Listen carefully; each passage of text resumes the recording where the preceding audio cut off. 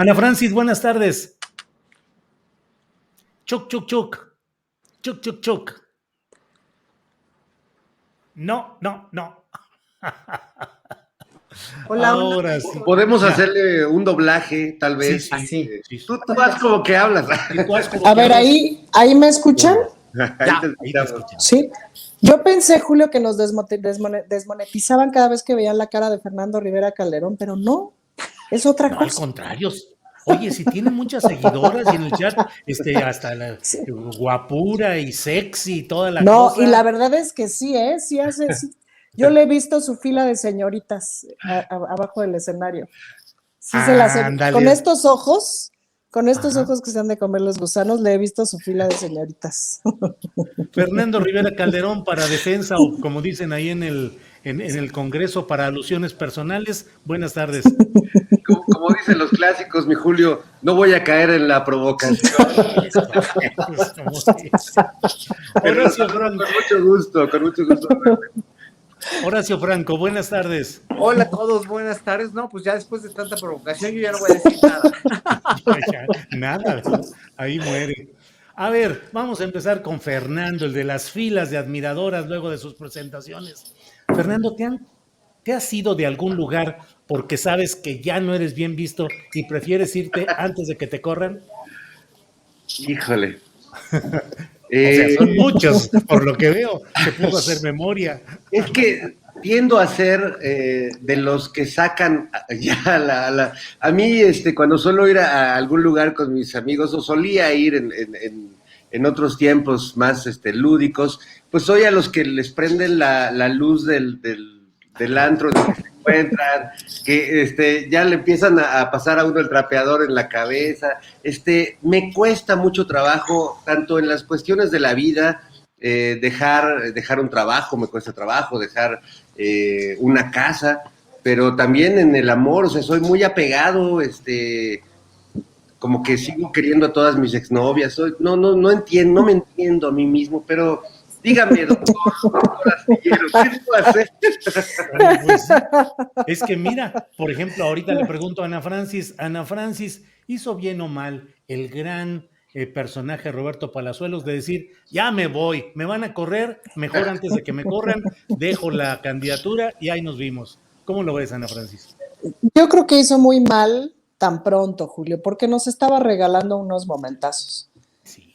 O sea, pon tú, la gente de Quintana Roo, pues sí, seguramente sale beneficiada, pero ¿y eso qué? ¿Me explico? Si nos estaba dando unos momentos tan agradables, unos memes tan simpáticos.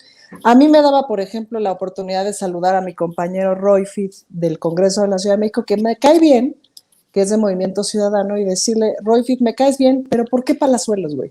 No, diputada, no sé qué, y se voltea, ¿no? Entonces, pues ya, ahora tengo que ver con qué lo voy a bulear, ¿me explico? Bueno, hay de dónde, ¿no? Porque pues Sí, está, sí. Oye, Ana Francis, está Jalisco y Monterrey, pero ¿qué pacho? permíteme decirte que no le hizo un bien a Quintana Roo retirándose, le hizo un bien al mundo. Al Sí, mundo bueno. entero. Pero un mal a la comedia, Horacio. Un mal a la comedia. La verdad, sí, la verdad. Nosotros en Operación Mamut tuvimos un día de duelo en el programa porque se nos va un personaje que apenas estábamos empezando a explotar. Y le estaba saliendo muy bien a Cecilia Sotres, la verdad. Así estaba es. saliendo fantástico. Pero imagínense si hubiera llegado a la gubernatura, o sea, hubiera sido ya el candidato oficial, qué oso también, ¿no? No, qué horror. Qué oso. Horacio, ¿preferible aguantarse hasta el final o retirarse, como decían antes en el caso de los toreros, que no era graciosa huida, sino apasionada entrega? ¿Qué es preferible? ¿Mantenerse en algo hasta que te corran, hasta que te apaguen las luces y te pasen el trapeador en la cabeza, o retirarte a tiempo?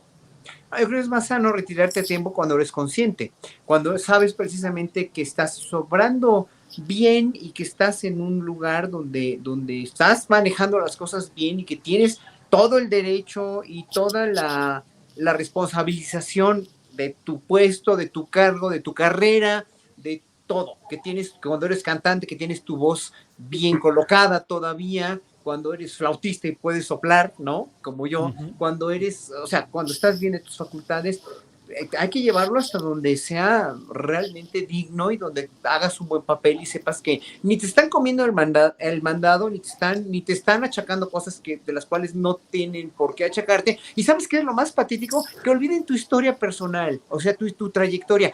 Había un director muy grande, un grandioso director, Luis Herrera de la Fuente, al cual yo respetaba muchísimo, de veras muchísimo, ¿no? Porque en los años 60 tuvo una carrera verdaderamente maravillosa y magistral y era un gran director en los años 50, 60 y ya todavía hasta los 70.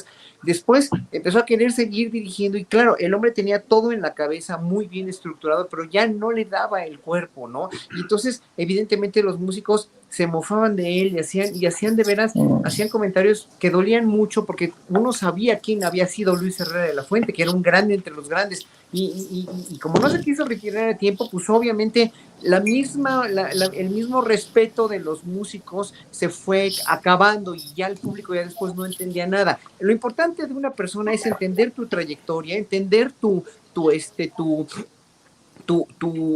¿para qué estás en este mundo? Y si no estás para eso, si no sirves para eso, mejor irte. Mira, aquí ahorita está mi suegra que está conmigo aquí en este cuarto, que es una eminencia en geriatría, pero ya se retiró muy a tiempo del INAPAM donde trabajaba, porque ya dijo, ya me llegó aquí, ya tiene más de 80 años, pero sigue siendo una eminencia, pero ya se retiró. Retirarse a tiempo es fundamental, y retirarte de para lo que no sirves es indispensable. Y yo quisiera... Pero lo que el mismo Horacio acaba de decir. Él dice, debes retirarte cuando estás sobrando bien. Nada más que yo diría cuando estás sobrando bien, cuando ya que ya como que medio te ves de al lado y estás haciendo demasiado ruido, entonces es cuando uno debe pedir la cuenta, tomar la gabardina y emprender la graciosa huida. Ahora, Peña Nieto y Fox, por ejemplo, que no servían para nada, no tenían perfiles para ser presidentes, pues nunca debieron haber llegado, pues, ¿no? Ahora, déjenme comentar que creo que ahí sí, desde el punto de vista de mujer feminista, quedarse es fundamental, porque se trata justamente de resistir, de quedarse, de permanecer en un espacio que no es amable para ti, porque nunca ha sido amable, ¿no? Y pues de lo que se trata es de quedarse. Y pues ya les caí, o sea, sí, claro, habría que tener como la gracia de saber si te estás quedando justamente para permanecer, para insistir, para incidir, etcétera, o si te estás quedando nomás por manchada. Ya será la gracia de cada quien, pues, ¿no? Oye, Ana Francis, pero alguien que no se quiso quedar y por eso se casó, no quiso ser quedada, fue el Bester Gordillo. Mira, ahí tienes. Hablando de quedadas. Ahí tienes, ¿no? Quedarse, bueno, depende de Oye, qué. Claro. A ver, pero espérate, Karime Macías sí se quería quedar allá, se quiere quedar allá en el otro lado del mundo, ¿no? En Londres. ¿Se quiere venir para acá? Sí. Pues sí. Sabia virtud de conocer el tiempo, a tiempo amar y desatarse a tiempo, decía el maestro Renato Leduc. Como dice el refrán, dar tiempo al tiempo, que de amor y dolor alivia el tiempo. ¡Sas, mano! Eso decía. Maestro. ¿Algo querías decir, Horacio? No, nada. Sí. Fernando, si de ti estuviera... No, es que el tema de la boda está sabroso. ¿Cómo viste lo de... Les iba a poner un tema más acá, pero ¿cómo viste el tema de la boda de la mosca? Sácate la hacks y vamos a echar lavadero, Julio. Exacto. Ándale. Digo, sin entrar a la cuestión, ¿qué opinas de eso, Fernando? Bueno, pues que yo creo que ya se están tardando en Netflix para hacer la serie el ascenso, caída y volver al amor de la maestra, ¿no? Creo que fue una cosa muy bonita para los que todavía creemos en el amor sincero. ¿En el amor al dinero o qué? El amor sincero. El amor al dinero. Ay, Horacio, no puede ser que dudes de la cara de susto que tenía el novio. Obviamente, como todos los novios, que estamos asustados, ¿no? Sí, no, que estamos muy emocionados, sí. Unos más que otros. Sí. Pero bueno, creo que fue una gran estampa, Julio, de cómo incluso el personaje más vilipendiado, más golpeado en un momento, más cuestionado y con mucha cola que le pisen, se puede volver de pronto la protagonista de una historia de Disney. Sí. ¿no? Y lo hemos visto no solo en el caso de Elba, Elba en el caso de la política, pero pienso en el caso, por ejemplo, de Gloria Trevi en el mundo del espectáculo, cómo pasó de un tema verdaderamente oscuro, de trata de personas, de estar en la cárcel, etcétera, a ser ahora una reina del espectáculo, donde todo ese pasado ya no existe. Creo que con Elba, más allá del amor, que yo siempre seré un partidario de ello, pues sí, deja mucho que pensar sobre toda esa larga carrera en medio de corrupción, en medio de estos liderazgos sindicales tan cuestionados, y bueno, pues como que cayó del otro lado del terreno político en este momento, y ahora se puede casar y ser feliz. ¿Ya lo pasado, Ana Francis Moore? No, claro que no, lo pasado no. Fíjate que a mí siempre me ha sorprendido mucho esta capacidad sexual y amorosa romántica del Bester Gordillo. No, bueno, porque ha sido famosa por sus amantes. ¿Se acuerdan cuando decían que hay muchas historias. Que era amante de Jorge Castañeda y no sé qué, ¿no? Que le rentaba el departamento de abajo de su casa, no sé. Se lo acabó, se lo acabó. Puro chisme, yo no sé decir. Y uno decía, ándale la maestra, mírala, ¿no? Y todos esos chismes alrededor de la maestra pues, han sido fantásticos, pues, ¿no? Eso me parece como muy divertido. Fíjate, a mí cuando me llegó el videíto de ella bailando, no sé qué, en un WhatsApp, no decía nada que era el Bester Gordillo, nomás decía Frozen 50 años después, ¿no? Y decía, bueno, ¿qué chingo les importa que una señora de una adulta mayor esté bailando con su ramo? Pues, ¿qué les importa, pues, no? Y si se casó con un muchachón de pelucón más joven, pues, ¿qué rayos les importa, pues, no?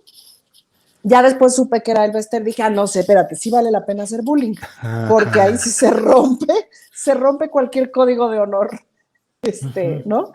Pues porque es el Bester Gordillo, que ha sido un personaje, por decirlo menos, oscurísimo. Me impresiona su capacidad de aquí no pasó nada, me pongo mi chongazo, mi ramo, le bailo como Frozen y les doy la nota a todos, bola de babosos. A mí pero a mí lo que me impresiona mucho, y lo tengo que decir, es que cuando estaba en la cárcel, pues estaba siendo tratada como una enferma, pues casi terminal, con males tremendos, ¿no? O sea, ¿dónde es el amor, Horacio, es el amor. Es que el comisionado para atender. Bueno, Horacio. Dicen, perdón, nomás interrumpo tantito, dicen, personas que la han conocido, amigas mías, yo no la conozco, pero personas que la han conocido, amigas mías, que dicen que es una mujer muy interesante, pues, ¿no? O sea, que platicas con ella y se te cae la baba de lo interesante que es, pues, ¿no? Y que te convence. No lo dudo. Te enamoras. No lo dudo de las capacidades intelectuales y las capacidades de inteligencia. Es una mujer muy lista y muy inteligente y muy aguda. No lo dudo ni tantito. Pasadita de lista, de hecho. Fíjate exactamente. Fíjate que pocos días después de que fue puesta en libertad, por razones de la vida me invitó a platicar a su casa y fueron una plática de 2-3 horas, una plática muy interesante en la que me platicó toda sus posicionamientos políticos, su beldad, sus enojos profundos, claro, con el compromiso de no publicar nada, de no decir absolutamente nada, pero me explicó cosas, digo, el no perdonarle nada a Peña Nieto por la situación de cómo tuvo que pasar ella el momento de la crisis de su hija que finalmente falleció, sus conflictos con Carlos Jongitud, o sea, una enciclopedia política y planteamientos muy interesantes.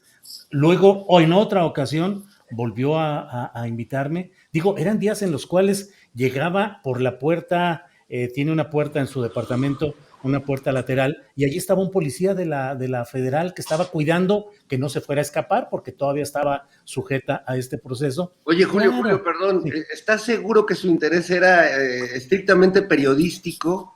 En mi caso sí, yo no reúno los requisitos de los otros galanes y personajes. Yo tengo una discapacidad facial que no me permite entrar en esos terrenos. Entonces, sí estoy seguro que era puro interés periodístico. Pero pláticas muy interesantes. Perdón, Horacio, estabas tú hablando sobre... No, nada. Yo ya di por terminado mi asunto. Te digo, bueno, es una mujer muy lista, muy inteligente. pues, podrá estar muy bien preparada, pero pues bueno, estuvo en la cárcel tanto tiempo y aparte le hizo mucho daño al magisterio. Y eso es lo más triste del mundo. Le Sí. hizo mucho daño a la educación en este país. Y estamos Oye, pagando pero platos rotos de todo, de todo. cuéntanos de la segunda vez que fuiste con Elba. Me quedé picado, Julio. No. Tú ya tienes un interés. Lo mismo, platicar. Es Tenía interés necesidad de periodístico, Julio. interés periodístico. Y estaba ella ya entonces, me comentó que estaba viendo sus abogados, entre los cuales estaba Luis Lagunas, que estaba ahí presente, para que no tengas malos pensamientos, Fernando. Estaba Luis Lagunas, su ahora esposo, fue con quien se hizo toda la invitación y él estaba ahí en una oficina adjunta, ahí a un ladito tenía una pequeña oficina, y estaba ya negociando, viendo si había una negociación para escribir su biografía para una cadena o una plataforma como Netflix. Mira. Desde entonces, Pues es pero que no ahí es avanzaron. donde, Sí, así es. pues imagínate. Fernando Rivera, pero mucho amor en escenario, de veras. O sea, por un lado, digo, el amor del Baester con su esposo Luis Lagunas, muchas situaciones de amor que nos llevan a situaciones también en las cuales hoy en las redes sociales y en la política todo está muy complicado. Comenzábamos preguntándonos de dónde hemos estado y nos han votado o nos hemos ido antes de tiempo. ¿Tú votarías hoy de la agenda de la discusión pública el tema Loret José Ramón López Beltrán, Fernando? Por el bien del país, sí, por el bien de la comedia, no. O sea, hablando También. es que ese es un amor tóxico muy padre, ¿no? O sea, sí están, no se sueltan, a veces... Por el bien de la comedia, primero los personajes. sí, por el bien de la comedia, primero los personajes y bueno, pues no puede ser más radical ese enfrentamiento, ¿no? No ha habido, creo que un solo día, las últimas 2 semanas, que el presidente no mencione a Loret, y bueno, Loret lleva 3 años mencionando todos los días al presidente y asegurando que con esa nota que publica a diario desde hace cada 3 años va a derrocar al régimen. No lo logra, pero vaya que se esmera.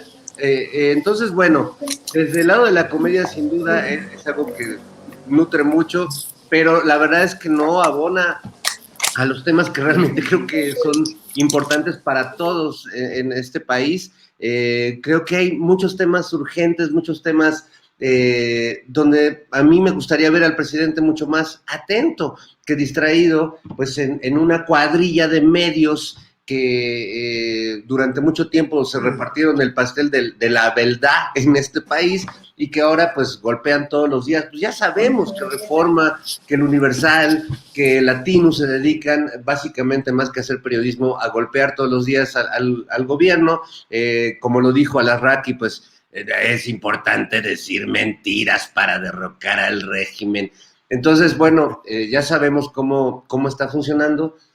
¿Por qué este énfasis cotidiano? Yo entiendo que al presidente le gusta enfrentar, tener ahora sí que al toro por los cuernos, tener delimitado al enemigo y tenerlo bajo la mira, pero que no se le olvide que también, como él mismo lo dice a la hora de enfrentar a estos intereses o a estas empresas mediáticas, pues que representa un movimiento que tenemos intereses no solo de que se transformen los medios de comunicación, sino muchas otras áreas donde hay dudas, donde hay inquietudes, donde valdría la pena que ese ejercicio de comunicación que hace todos los días, pues lo abocara más en esas cuestiones. A mí sí me parece que ha desgastado, que está llegando demasiado lejos y que está estirando la liga de esos medios que cada vez se victimizan más, que están tirándose al suelo y que están generando un discurso muy perverso y una relación muy perversa entre la crítica que hace el presidente a estos cuantos empresarios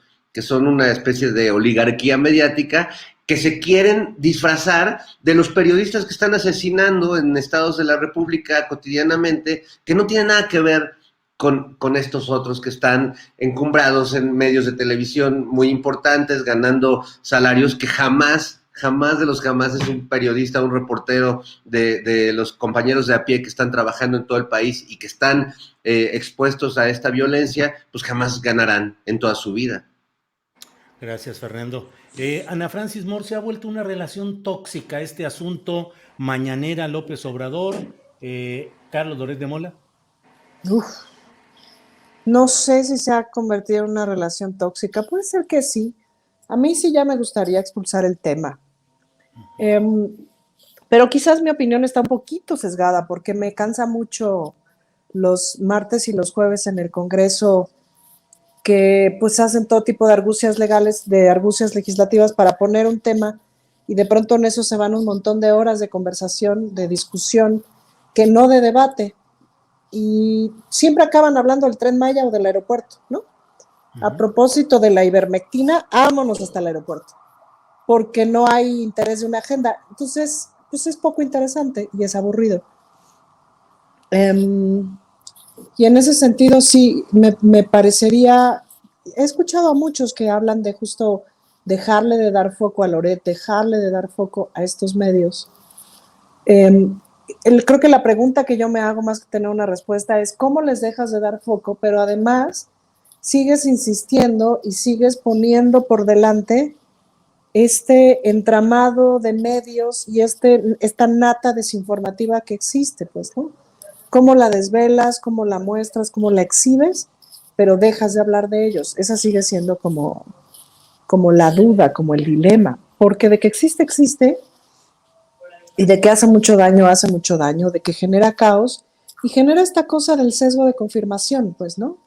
En los chats de WhatsApp de pronto me da por la discusión y entonces yo les preguntaba en un chat que tengo con muchas señoras, les decía, pero de veras no les molesta, o sea, no les molesta que Carlos Loret es este señor de Florence Cassés, es este señor de Frida Sofía, es este señor que, me explicó, es ese güey. O sea, pues está súper desprestigiado, o sea, lo de Frida Sofía es terrible, Julio. No sé si tú te acuerdas de esos días. Yo me acuerdo muy bien de esos días y me da, no sé cómo decirte, es como de estas obras terribles de Valle Inclán, en donde sale lo peor de los seres humanos, pues, ¿no? Es miserable sobre miserable, pues, ¿no? Y lo de Florence Cassés ya ni se diga, pero lo de Frida Sofía es terrible. Sí.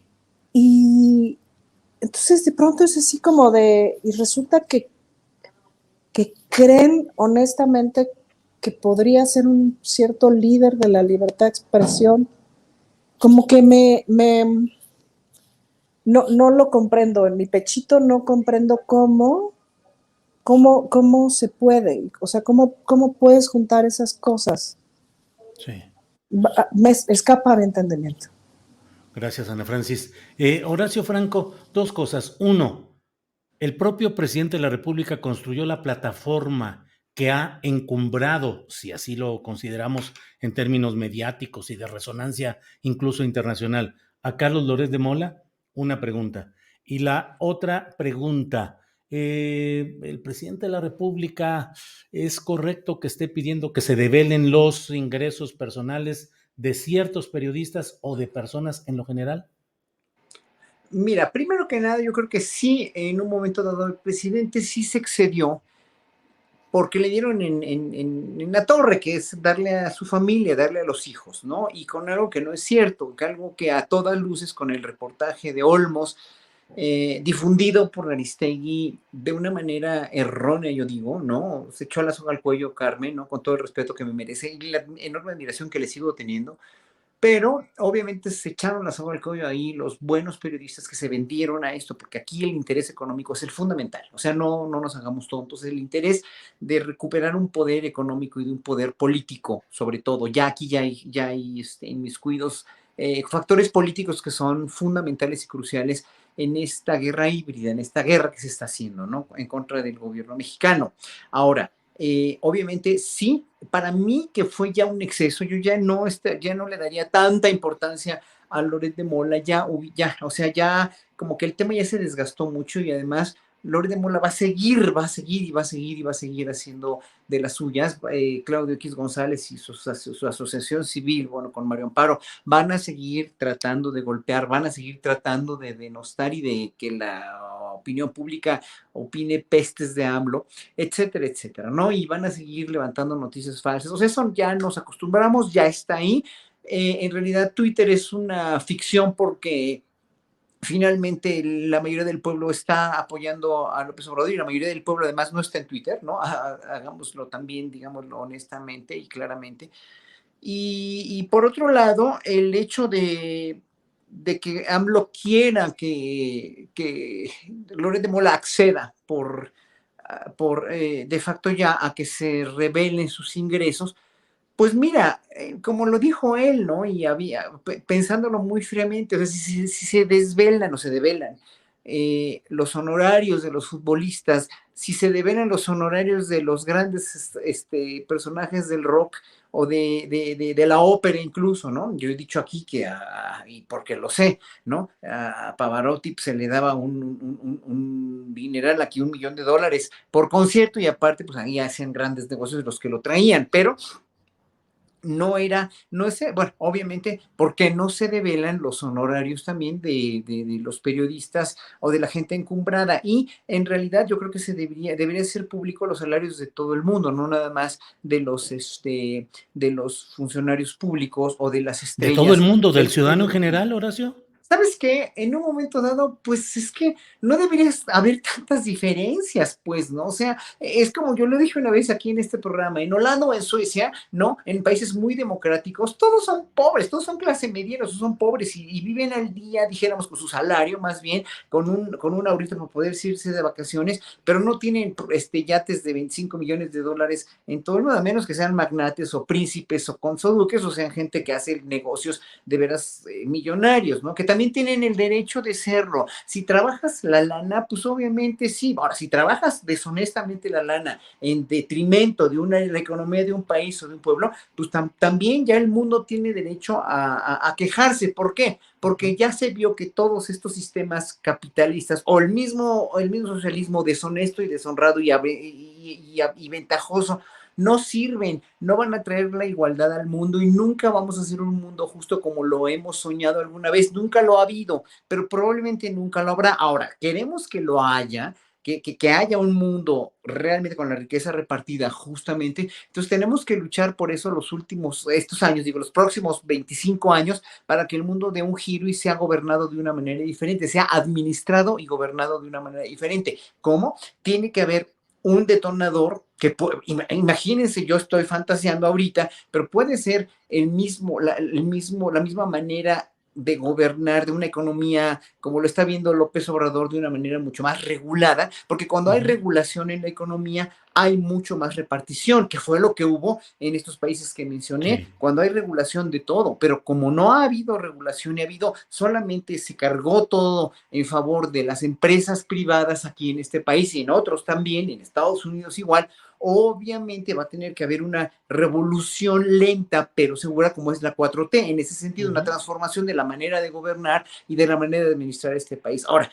si todo el mundo debería develar su salario, pues ¿por qué no? O sea, finalmente, si dicen cuánto gana Johan Cruyff o cuánto ganaba Cruyff o cuánto ganaba Pelé o cuánto ganaba Ronaldo, ¿no? O Ronaldinho, o quien sea, ¿por qué no decir, ahora, ¿por qué no decir? Porque obviamente en el periodismo, y es lo que me he dado cuenta últimamente, y no estarás en desacuerdo conmigo ni tú, ni mis colegas, ni los periodistas, hay un clasismo y una desigualdad horrible en el mundo del periodismo. Es lo mismo que está pasando o que pasa en los partidos políticos, lo mismo que pasa en las iglesias, lo mismo que pasa en el sector empresarial. Hay desigualdad, hay clasismo, hay racismo, y los que pagan los platos rotos siempre son los de abajo, los periodistas de a pie, los periodistas que tienen que hacer reportear y no los grandes, perdón que lo diga así, pero las cacas grandes como pues de las que estamos hablando, ¿no? Bien, Horacio, gracias. Fernando Rivera Calderón, ¿te parece bien pues esclarecer, difundir los ingresos de periodistas o de personajes de élite, por un lado, o de la totalidad, como el propio Horacio lo plantea, de la totalidad de los ciudadanos?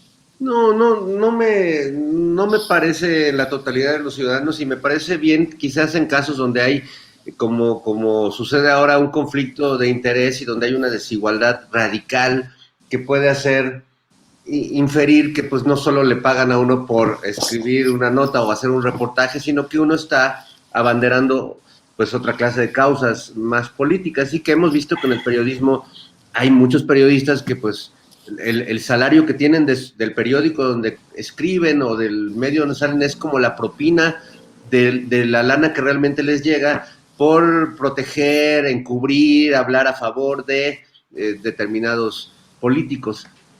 Yo no creo que en el caso de todos, por una razón, porque por un lado está muy bien develar ciertos casos de esta desigualdad o de esta incongruencia, ¿no? Como Loret, que bueno, pues es un chavo que le va increíblemente, bueno, un chavo ruco, digamos, que le va muy bien en términos económicos, demasiado bien en términos económicos, como para rasgarse las vestiduras porque uno de Morena traiga un reloj caro o porque otro vive en una casa. O sea, cuando él supera con creces eso, o sea, no entiendo, no hay mucha congruencia. Pero por otro lado, vivimos en un país, Horacio, donde dime cuánto ganas y te diré cuándo voy a asaltar tu casa.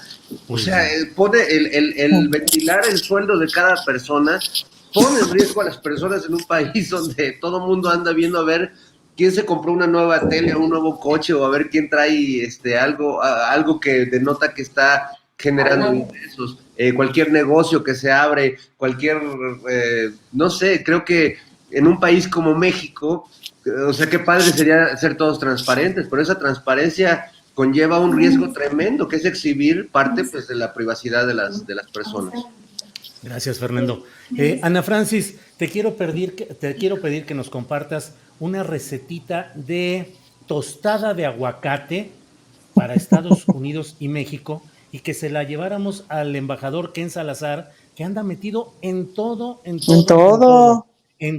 y hoy está acompañando al propio presidente de la República en la visita a las aduanas de la frontera norte de nuestro país. Está acompañándolo, está presente, está viendo. Yo suelo decir que es como un prefecto, es el responsable de estar viendo que se hagan las cosas bien. Y luego tuvimos este episodio de la suspensión de la exportación del aguacate mexicano a Estados Unidos en el contexto horas antes del famoso Super Bowl, la final del fútbol americano en Estados Unidos, y nos dijeron, no, pues ya no vamos, se suspende la exportación. ¿Por qué?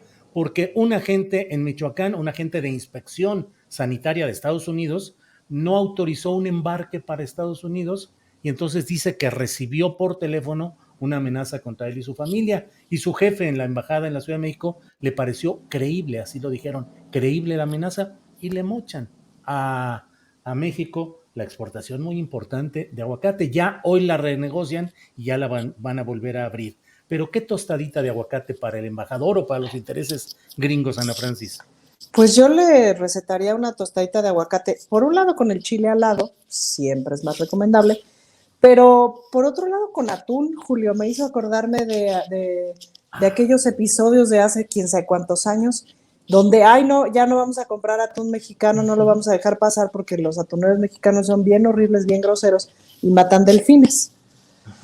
Y que era realmente una manera de destrozar el mercado atunero mexicano. Pero lo que pasa es que con los gringos, pues es como con Loret, a ver, confía, pues no puedes confiar, porque no son buenas personas, porque los intereses norteamericanos nunca están en función como de la justicia, del comercio justo, etcétera. Yo cada vez que escucho cosas que declara Tatiana Cloutier con respecto a ciertas negociaciones, a ciertas cosas que tienen que ver con el comercio exterior, etcétera, me da esta sensación de que se tienen que sentar en la mesa de negociación así con cara de nos van a tiburonear y hay que ponerse almejas, pues, ¿no? Porque tiene la lógica del tiburoneo, tiene la lógica o sea, en esta lógica de hacer negocio, en esta lógica de sacar el mayor beneficio, el mayor provecho, pues de lo que se trata es de joder al otro. Entonces ahí la ética pues es otra, o sea, no está, ¿no?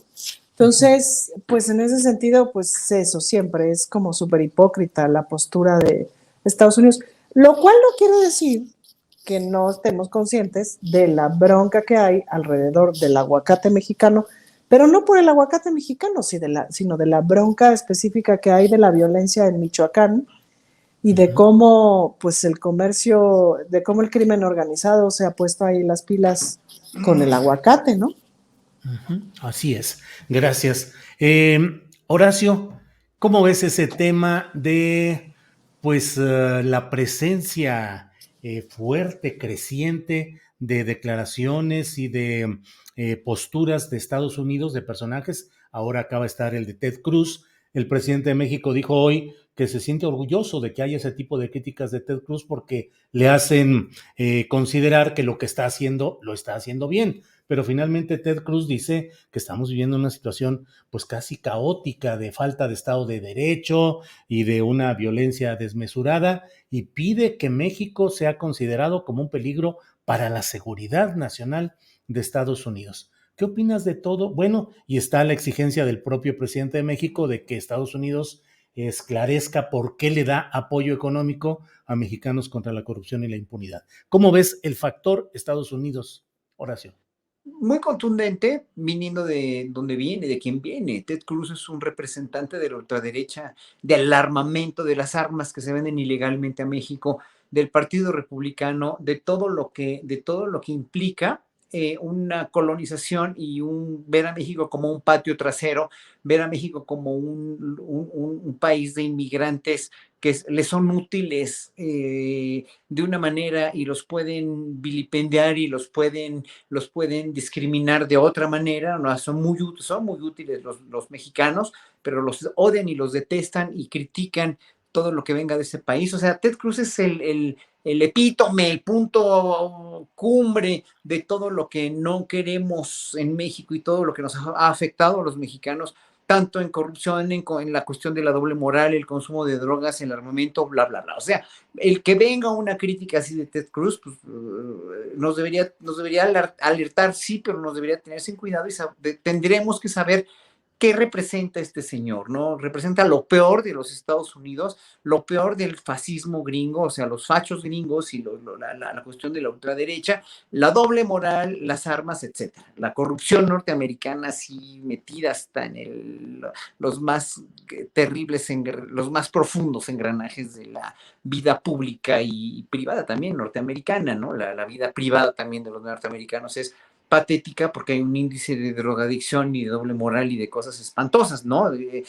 Obviamente. Bueno, y por otra parte, la carta que le envió Esteban Moctezuma, la carta de respuesta en todas estas cosas que le envió a Ted Cruz, es obviamente también pues una muy buena acción que yo celebro mucho. Es una carta muy bien redactada, con mucha entereza, mucho valor y muy bien poniendo los puntos sobre las IES. Me da mucho gusto que Esteban Moctezuma haya salido a defender al país que tiene que defender y haya salido a defenderlo de la manera en que lo hizo.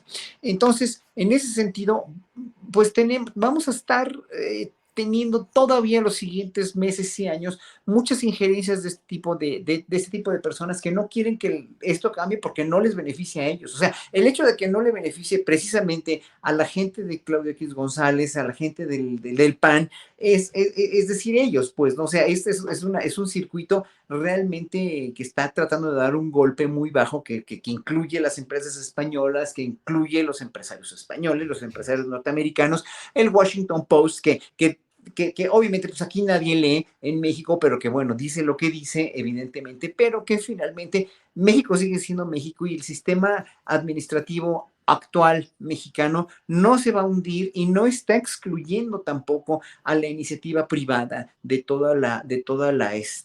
a la inversión extranjera también, de todo el florecimiento económico que puede haber. Es decir, el presidente López Obrador no está dando pasos para llevarnos a un comunismo, a la Cuba o a la Venezuela o a la Corea del Norte, y por eso tampoco pueden meter las manos tan a fondo, porque finalmente saben precisamente. Entonces, por eso es muy necesario que el presidente ya no se involucre más en casos tan insignificantes. Yo los llamaría insignificantes y de escaso valor, tan mínimos, tan nimios como el de Loret de Mola. O sea, no vale la pena. El presidente es un estadista respetable y tiene que seguir actuando para el bien del país. O sea, la reforma eléctrica tiene que seguir. La iniciativa privada no tiene por qué temer, no tiene por qué temer nada en cuanto a que van a perder, porque en este país nadie pierde. El problema es que unos ganaban muchísimo más y había mucha pobreza. Está encaminado este gobierno a solucionarlo. Ahora, si en 2 años no soluciona nada. Yo hablaré en contra de cómo lo hicieron. Ahora sí me voy a volver detractor, pero no puedo porque vuelvo a decir lo mismo que dijo Helguera. Yo no voy a tirarle mierda a un gobierno por el que siempre soñé durante toda mi vida y que está haciendo las cosas que yo esperaba que estuviera haciendo. No más drásticamente, no lo está haciendo drástico, no está haciendo, ¿qué están nacionalizando? Ayer hablaba con una querida amiga que tiene miedo que le quiten sus propiedades, que nacionalicen. No, espérate, no va a pasar eso, no puede pasar porque López Obrador no es ese tipo de estadista, ¿no? Estamos hablando de una transición a un sistema más justo y más igualitario. Le está costando uno y la mitad del otro al presidente, pero que no se eche la soga al cuello precisamente, distrayéndose la energía con esto, que saquen las pruebas, que vaya, que de veras que vaya y le pida a Pablo Gómez todas las contrapruebas para defender el nombre y el buen nombre de sus hijos, y punto, nada más, ¿no? El que siga gobernando como lo ha hecho hasta ahora, y ya, nada más. Sí, Horacio, gracias. Fernando Rivera Calderón, todos estos temas de los que luego estamos hablando y que en una especie de segmentación sociológica se decía que es el círculo rojo, el de quien la pasamos analizando las cosas y peleando y discutiendo, pero somos un círculo pequeñito y luego está el círculo verde más amplio, y en fin, aquí estamos bien enredados en estos temas, y luego yo veo que la atención nacional está concentrada en asuntos de verdadera trascendencia, como el hecho de saber si el anillo de compromiso que le dio Cristian Nodal a Belinda se lo debe de regresar o no, porque ese anillo costó $3 millones. Uso el ejemplo para preguntarte, a la gente realmente en lo general en México, ¿estamos en un proceso de politización real o lo que nos interesa es más lo ligero o son descansos necesarios de la gente ante tanto amontonamiento de asuntos políticos críticos? Híjole, qué pregunta, porque sí, me dejas pensando en si Belinda debería o no regresarle el anillo a Nodal. No se lo tiene que regresar, perdón, pero el que da y quita con el diablo se desquita. Se lo dio, se chinga, ya. Pero, y entonces, ¿y qué hace Nodal con el tatuaje que ya se puso como los últimos 3 exnovios de Belinda? O sea, ¿cómo te quitas el tatuaje y se lo devuelves? Con láser. Bueno, justo creo que vivimos en esta dualidad de temáticas importantes. Si apelamos a los estudios que nos dan las redes sociales, pues la verdad es que los videos de gatitos siguen siendo más importantes que las difamaciones de Latinus y la casa del hijo de López Obrador y todo. Es decir, sí hay un sustrato social que compone no solo, quienes, los adultos, o personas mayores que nos interesa la política y lo que pasa en el país. También hay un montón de chamacos, también hay un montón de personas que no les interesa en absoluto a políticos, también hay personas que entran no a la politización, sino a la polarización como una manera prácticamente de convivir y de hacerte parte de una tribu, ¿no? La tribu anti-AMLO o la tribu pro-AMLO, pero creo que no necesariamente eso implica una politización de quienes ejercen ese golpeteo político. Yo conozco muchos chavos que se suben a ese tren para golpetear de uno u otro lado sin tener ninguna convicción ni ningún interés más que el de pasarla bien y molestar a alguien. Entonces, sí creo que hay ciertos debates y por eso creo que el presidente debería salir de ese círculo vicioso que tiene con sus adversarios y con este debate tan personalísimo que está llevando con ellos, porque sí creo que abajo, más allá de la frivolidad de los gatitos, también hay otros intereses mucho más urgentes, mucho más importantes, que el presidente siente que está atendiendo, porque de algún modo sí está atendiendo a muchos sectores que estaban completamente olvidados, pero creo que también en el discurso hay que atenderlo, ¿no? Creo que, porque parece que el discurso de comunicación solo se enfoca a mantener bajo una agenda al círculo rojo, efectivamente, y a la periferia, a la zona conurbada del círculo rojo, pero creo que a veces hace falta más tocar esa otra textura, ese otro México que está ahí, que parece apático, que parece indiferente, y que a veces no es que lo sea, sino que están demasiado ocupados en la vida, ¿no? En trabajos bajo condiciones verdaderamente muy duras, con salarios muy bajos, y que estar viendo todos los días esta pasarela de sueldos millonarios de tipos que ni al caso, ¿no? Que no aportan absolutamente nada en la vida cotidiana, pues yo creo que puede llegar a ser un poco incómodo, ¿no? En general para una persona común y corriente que trabaja, que le cuesta trabajo pagar la renta, pagar las colegiaturas de sus hijos, resolver los temas y aparte, como es mi caso el día de hoy, se descompone la lavadora. Ándale, no, pues eso sí No, está complicado. No, tragedia. Ana Francis, bueno, les recuerdo que en unos 8 minutos más o menos tendremos que decir adiós a Canal 22 y seguimos nosotros aquí en YouTube con los postrecitos y todo lo demás, pero por ahí me voy. Sí, Ana Francis, ¿quieres decir algo? Es que hay una cosa que pasó ayer que fue muy interesante, que no sé si la vieron, la mesa de análisis que ocurrió en el espacio de Carmen Aristegui con, Eso te iba a preguntar. con Andamos Roger con Bartra telepatía. y con Denise Dresser y con Fabricio y con Ricardo Rafael, ¿no? Ujú. Y yo la vi hasta hoy porque la verdad es que ya no estoy escuchando a Carmen y me duele mi pechito y ando huérfana del noticiero mañanero. Pero lo vi en Twitter y dije, caray, qué bien, vamos, ¿no? Y entonces la he venido escuchando en el transcurso de la mañana entre cita y cita los pedacitos y me ha parecido una conversación súper interesante y sobre todo que se haga ese espacio, un espacio ahora sí de debate. Hay una cosa que estuve observando en Denise Dresser, en las cosas que dice Denise Dresser, que me pareció súper interesante en términos de personaje. Todo su relato es en función de el camino democrático que construimos, los logros que hicimos, las instituciones que inventamos, que propulsamos en este cambio que hicimos y que ahorita se está destruyendo. Pues, ¿no? Es decir, en su cabeza y en la cabeza de esta élite intelectual hay una vía democrática que estaba ocurriendo y que tenía que tener una continuidad de acuerdo a lo que estaba en su cabeza y que la continuidad que está teniendo pues es otra. Perdón, se cortó ahí Se cortó. se cortó. Ana Francis, esperemos que regrese ahorita, debe estar por ahí. Bueno, pero pues avancemos. Horacio, ¿qué te parece? Bueno, ahí está ya. Aquí Ya estoy. estás. Ahí ¿Quién estás, sabe se por qué fue me un sacó? ratito. Sí, Entonces sí. decía yo que la Fue la continuidad censura que disfrazada exacto, que tenemos aquí. Adelante. Exacto. La continuidad que teniendo es que está teniendo pues es otra. Y es un poco como esta cosa que pasa cuando de repente tienes un hijo, una hija, no sé qué, que estudia guitarra desde los 3 años, ¿no? Así padrísimo, toca increíble, no sé qué, el conservatorio, no sé qué, llega a los 18 años y dice, entra a la escuela de leyes y a chingar a su madre la guitarra. Que es así como de, pero espérate, no, la guitarra, si ya invertimos un montón de años en la guitarra para que sigas. No, yo lo que quiero hacer es leyes. Y que como padre, pues tienes que gestionar un montón de cosas porque los hijos nunca son lo que tú esperas.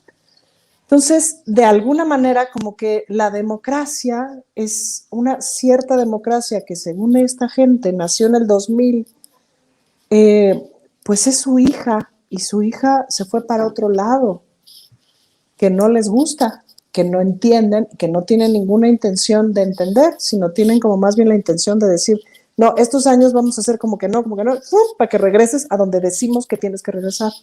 ¿Qué es esta idea? Y pensé, hay una actriz cabaretera que se llama Minerva Valenzuela, que ahorita tiene un espectáculo que se llama Aristocrisis.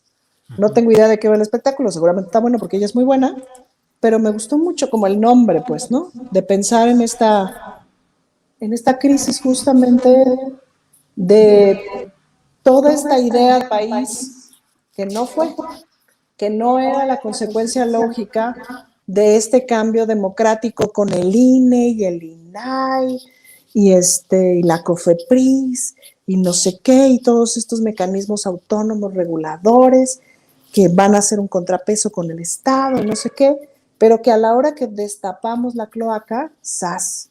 60 millones de pobres.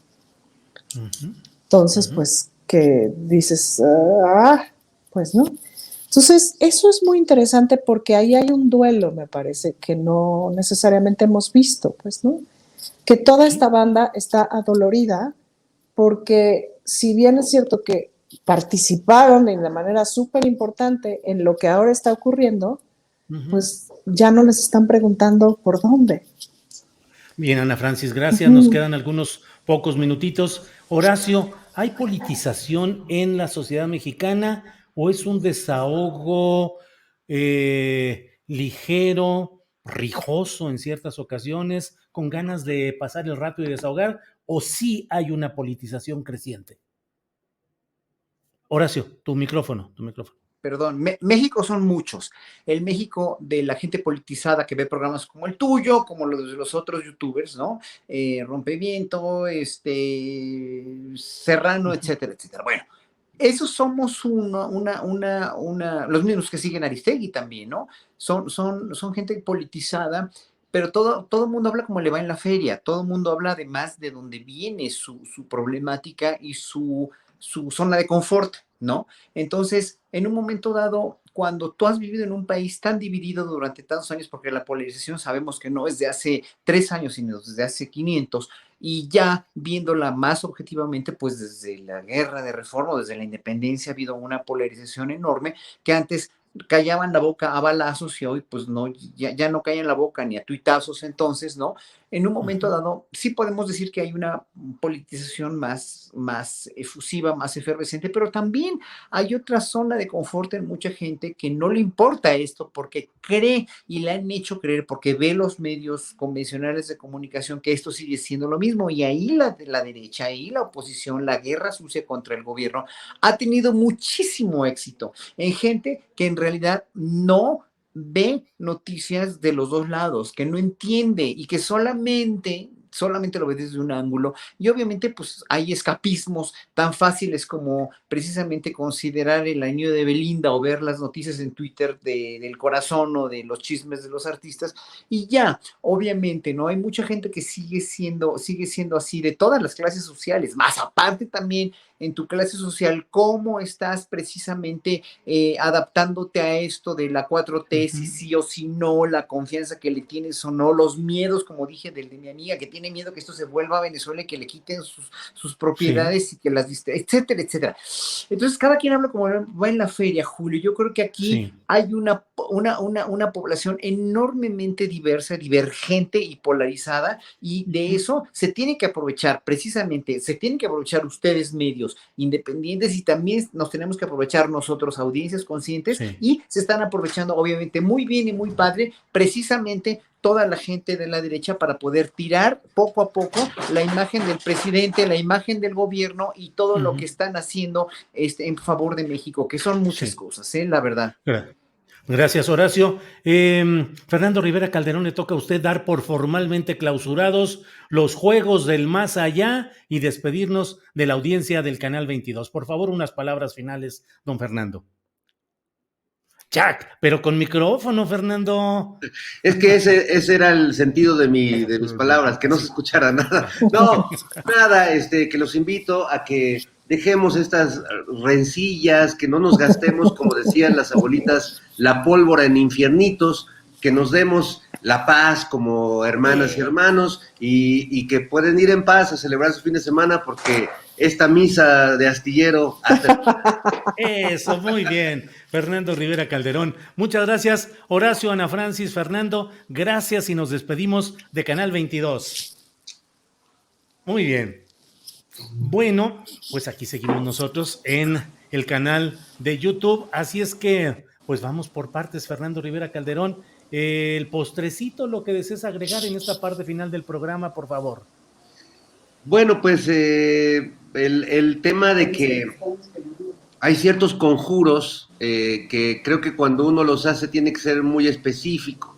Es decir, cuando uno va a decretar algo, así como nos ha enseñado Marta de Baile, que uno tiene que decretar.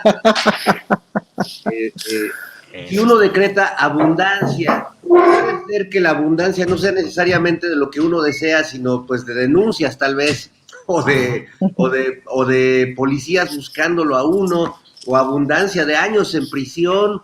Entonces, tener nada más un llamado a que tengamos cuidado con lo que deseamos y con lo que decretamos, porque, o ser demasiado específicos y casi hacer un contrato con el destino, porque luego da unos volteones muy tremendos y no sale lo que uno desea. Entonces, pues estos son temas que conciernen más de la hechicería, ¿verdad? Pero creo que si van a decretar algo, decrétenlo bien, no se les vaya a voltear la tortilla.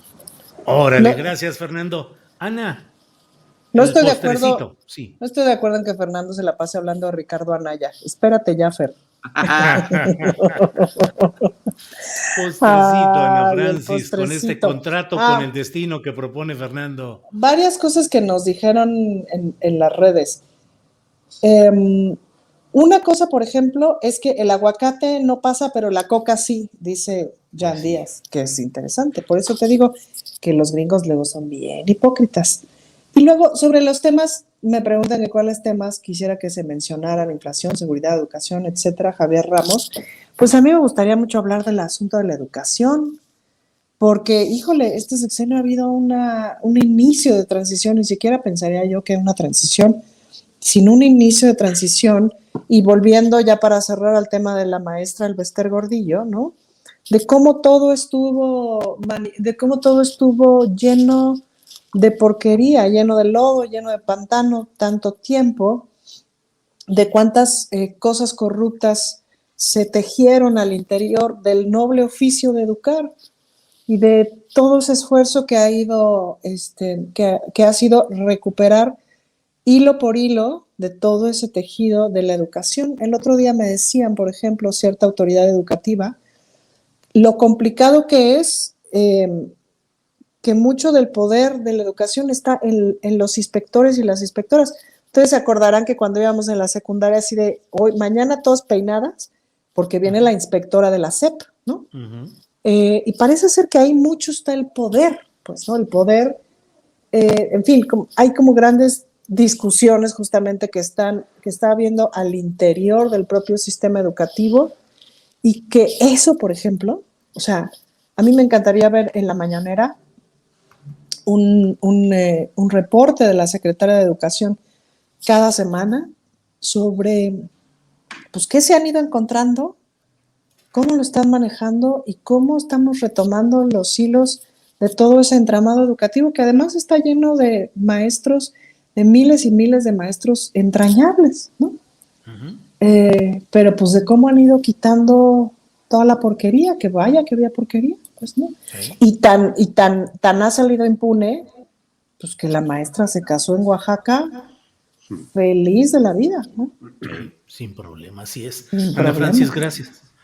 Horacio Franco, para cerrar este programa, por favor, postrecito, dulce o amargo, porque así los estilamos por acá. Adelante. Bueno, mira, me pidió un usuario que hablara yo bueno, que nombrara la posible reforma fiscal que es necesaria en México, que ojalá que lo dejemos para la próxima, para discutirlo entre todos, ¿no? Que es muy importante y muy necesaria para poder realmente lograr una mejor repartición de la riqueza en México. Eso es un tema muy importante, pero yo creo que nos tenemos que sentar a analizar con más tiempo. Y el postrecito que quería darles desde el principio es este tuit de un frente de la UNAM, se llama PUEDJS UNAM, ajá, es un programa universitario de estudios sobre democracia, justicia y sociedad de la UNAM, que lanzó un hilo, precisamente, aquí está, a ver si lo pueden ver, el nombre del sitio en Twitter, Sí. es PUEDJS UNAM. A mí no me gusta no me gusta mucho el nombrecito porque está difícil de encontrar, pero ojalá que yo lo puse en mi Twitter y Sí, ojalá es lo el puedan retirar programa que porque coordina John Ackerman. no sé si lo coordine John, pero hoy estuvo en la entrevista hoy en Sin Censura Temprano, este periodista, no me acuerdo cómo se llama, pero él fue el que lo sacó, ¿no? Ujú. Y hicieron una investigación de que en respuesta que el presidente exhibió cuántos y qué medios pagan a Loret, el 11 de febrero surgió un hashtag de Todos Somos Loret, que se hizo rápidamente tendencia y que también provocó que se organizara un space en Twitter.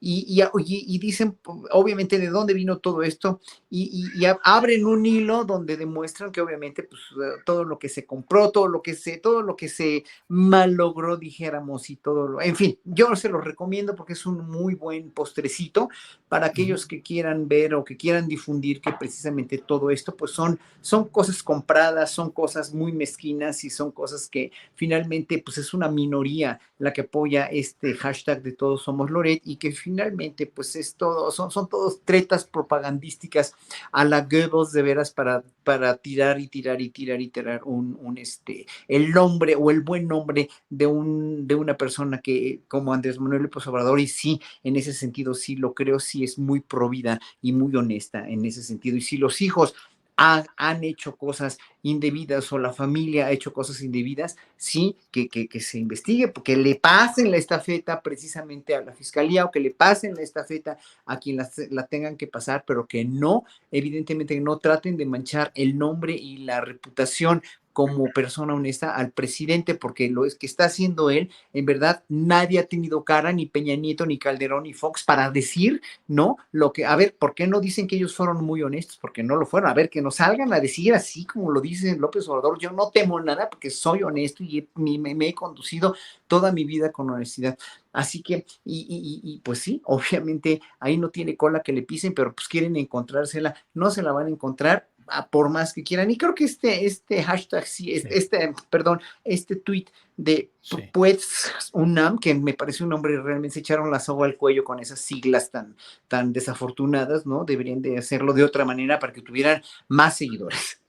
Muy bien, Horacio Franco. Sí, es el Programa Universitario de Estudios sobre Democracia, Justicia y Sociedad de la UNAM y lo coordina John Ackerman y creo que quien habló hoy, a quien te referías, es Julián Atilano, que es un investigador Sí, Julián Atilano, sí, sí, precisamente. de ese programa. Bien, de la UNAM en general. Bien, pues muchas gracias a los tres. Gracias, hemos llegado a buen puerto con nuestra mesa del más allá y espero que nos veamos la próxima semana. Fernando Rivera, gracias y buenas tardes. Un gusto saludarlos, cuídense mucho y coman mucho aguacate este fin de semana para que no se nos eche a perder todo lo que se quedó por acá, caray. Así es, gracias. Ana Francis, gracias y buenas tardes. Muchas gracias, los quiero, amigos. Yo Horacio. también los quiero y yo sí me echo un aguacate y medio diario, así que Sí. por mí no hay problema. Es Eso, muy muy bueno, bien. es muy bueno para la lubricación. Eso, muy bien. Recomendaciones médicas también tenemos aquí. Bueno, nos vemos la próxima semana. Muchas gracias por hoy. Buenas tardes. Hasta luego.